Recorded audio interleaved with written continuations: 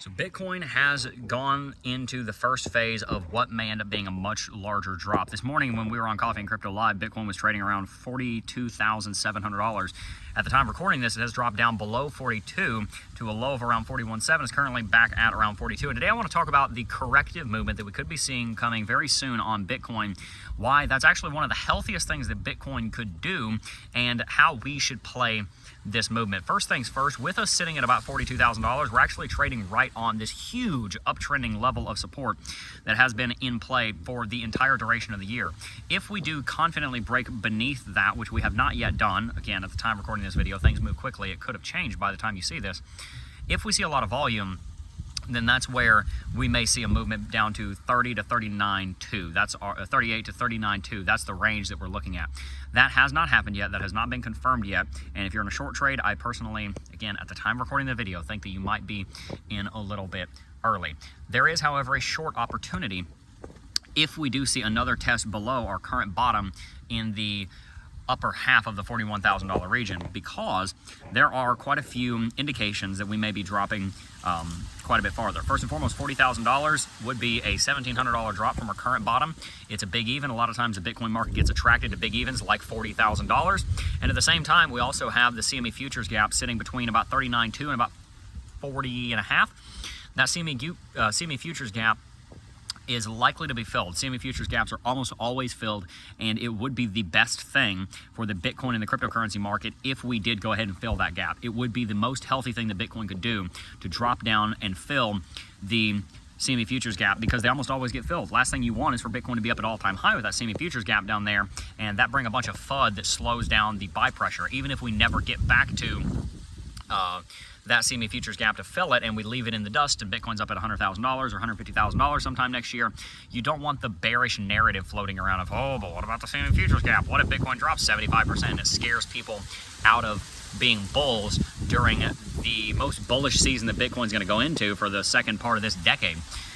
I believe that we're going to see a massive rally. I think that we're going to see an approval of the Bitcoin ETFs coming in January, potentially as soon as next week. When that happens, I think you're going to see a massive rally, but before that occurs, a corrective movement below this uptrend seems to be imminent. And again, that correction could drop us as low as $38,000 all the way down to $39,200. So, sorry to blind you there for a second. What do we do with this information? Well, with this drop coming in, there's two things that we can do. Number one, we can short.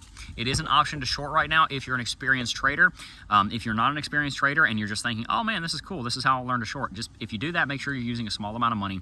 Make sure that you are being careful with your trades, and make sure that you are not spending more money on the trade than you can afford to lose. On the investment side of things, if you have not already gotten invested in the cryptocurrency space, now is a great time to do it. You're seeing discounts showing up on Bitcoin and on multiple other altcoins. And if Bitcoin does drop down to like $38,000, many of the altcoins could retrace 10, 15, 20%.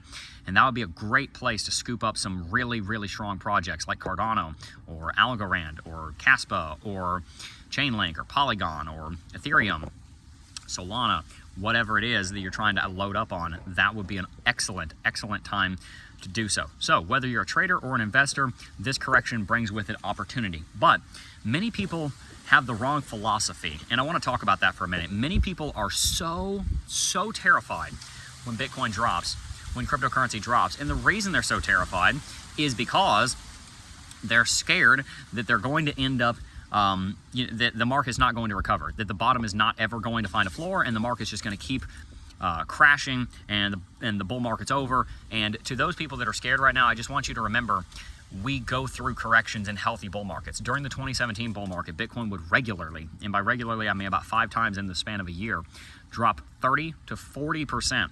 If Bitcoin does drop down to $38,000, the corrective movement from 44.5, which is our current high, that would only be about a 15% movement.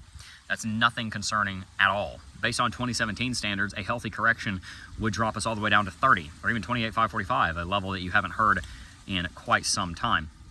So We are going to see a corrective movement of some kind. Maybe we've already seen the majority of it. Maybe Bitcoin bottoms out. There are a few bottoms around the 42 region. If you go back a week and a half on the chart, it's possible that the bottom is in and we're not going to see any more drops. But in my opinion, it is likely that we're going to see a larger drop down to about $40,000. From there, though, whenever the news that the BlackRock ETF is approved, and I give it at least an 80% likelihood that that gets approved within the next 2 to 3 weeks, when that occurs, I expect Bitcoin to rally probably about $10,000 in like an hour. So stay tuned for that.